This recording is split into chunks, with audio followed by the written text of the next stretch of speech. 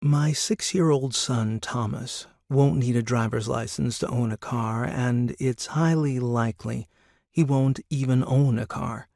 He'll simply rent car time instead. Throughout his entire life, he will never be without a smart device, which will soon tell him when to go to the doctor for advice, and his insurer will require him to wear it.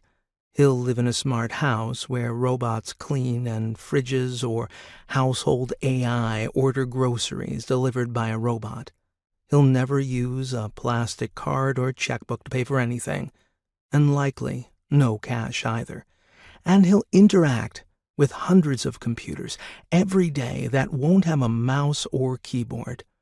Thomas is part of the so-called Generation Z, which is growing up in a world so dramatically different from the world that their grandparents were born into, that if you had predicted these changes 100 years ago, it would have simply been called science fiction. You might be tempted to pass these changes off as the simple forward march of technology, but there is something more fundamental taking place at a personal level and even in the way society itself functions.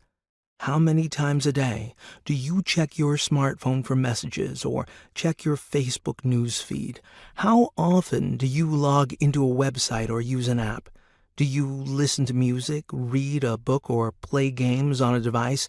How often do you walk into a new restaurant, hotel, or office and immediately ask for the Wi-Fi password? Have you ever taken a selfie? While it is true that humans have been adapting to technology continuously, in the next 2 to 3 decades, more changes will be thrust upon humanity than in the last 1,000 years. We'll have the technology to cure diseases and perhaps even extend life itself. We'll have machines that mimic or surpass humans in intelligence. We'll have self-driving cars, we'll land the first humans on Mars, and we'll finally have the technology to live sustainably on the planet with abundant energy and creativity.